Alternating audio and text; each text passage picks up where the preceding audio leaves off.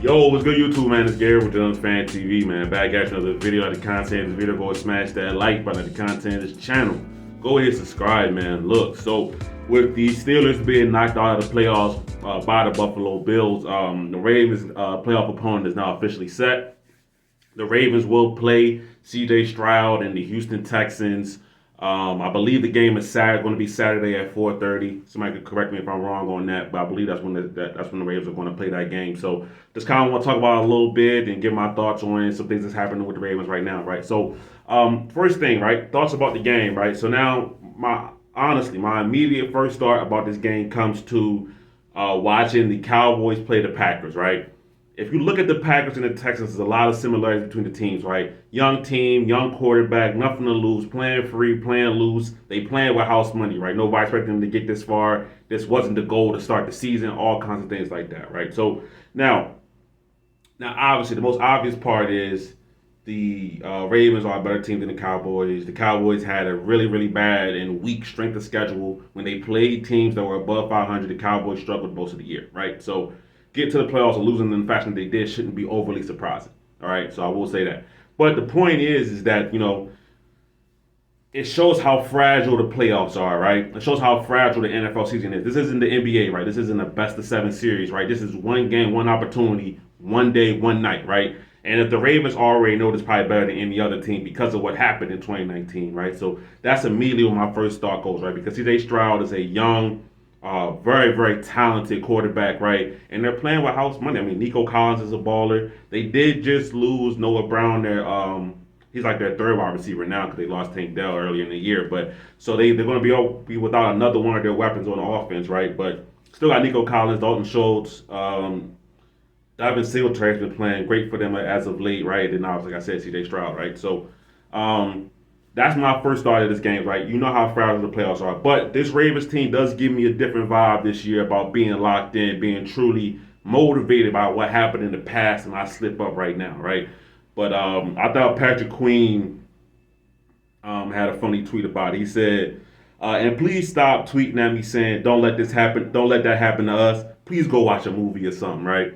And so I guess a lot of Ravens fans hitting up Patrick Queen last night about, hey, look, you see what's happening to the Cowboys? That better not be the Ravens, right? So that's on a lot of Ravens fans' minds as well, right? So it isn't about am I worried about any particular team? No, right? I think the Ravens are truly the best team in the NFL. Looking at the playoff matchups, looking at the way the games played out, I still believe that. I still believe that to be true, right? So this Texas team is going to kind of play, right? So if we think about it, the Ravens have obviously already played the Texans week one. This is totally different from what those teams were back then, right? This was C.J. Stroud's literal first game in the NFL, and he played pretty well, if you're being honest, right? This is the Ravens' first game in a new offense, right? And the Ravens' offense struggled mightily in that game, right? Lamar hit a couple plays here and there. Zay Flowers looked good. Lamar did look good for the most part, but you could tell the timing wasn't right. The offense was still coming under structure, right? So both teams are very, very different, months later, right? I mean, that's an obvious statement, right? But good game. I'm excited for it. I think that the Ravens.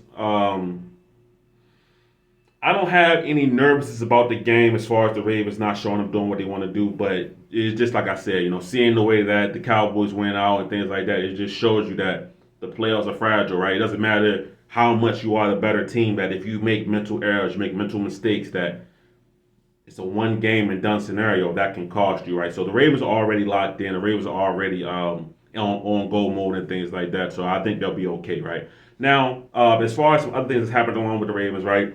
It does look like the Ravens are aiming to activate Mark Andrews for this divisional round game. Now, I'm not saying that he's going to play a lot and things like that, but why do I say that, right? The Ravens made two moves, open up two roster spots today. They waived Laquan Treadwell off the active roster, and they put Pepe Williams on IR, right? So those are two moves, open up two roster spots, right? And the only reason to do that, there's kind of three players that can fill that role, right? Darius Washington has been practicing lately.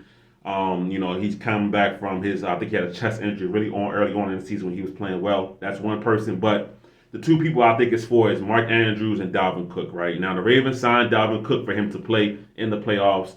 It wasn't just hey, we're going to stash you here just in case somebody gets hurt. He's here to play, right?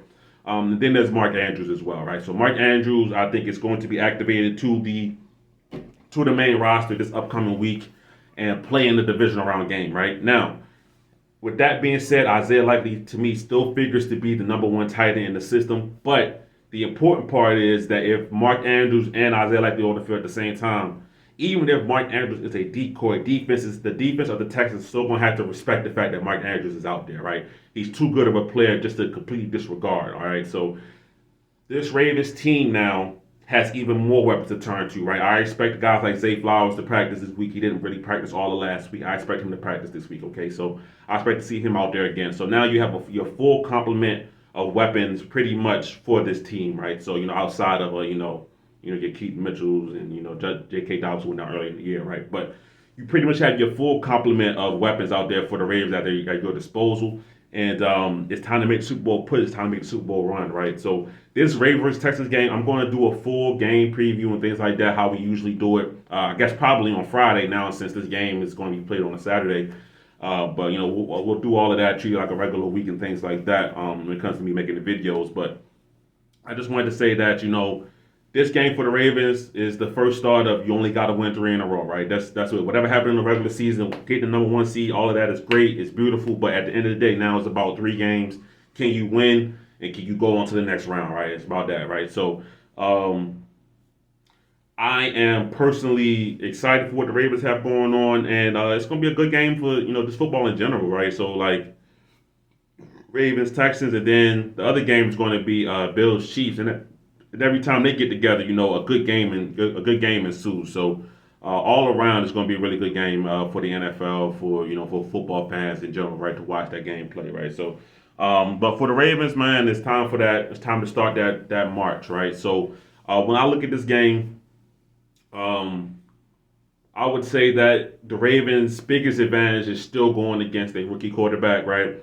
This is something that the Ravens defense historically has done pretty good at. Now, C.J. Stroud has proven not to be any regular old rookie QB. But at the end of the day, the Ravens should be able to do enough to confuse them, show them different looks. Mike McDonald has been much and highly publicized about how he is with the simulated pressures. Really only sending 4 or 5 guys, but it seems like 7. You don't know who's coming, who's dropping out. So that's the kind of game plan that I still expect to see. And then as far as offense, right, Lamar Jackson still has the big narrative hanging over his head, 1-3 in the playoffs, even though if you look at the games that Lamar Jackson's played, Lamar Jackson hasn't played a bad playoff game, right?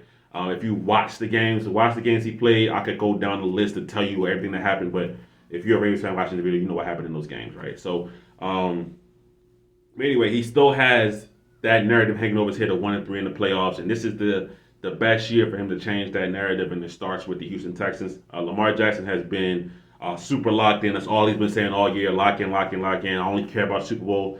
Honestly, he's been saying that since 2019. That's really all he cares about, right? So for this Ravens team, for their MVP quarterback, their first test is going to be the Houston Texans at home, M&T Bank Stadium, and it should be a great game. Can't wait to watch it, man. But that's my thoughts on it, man.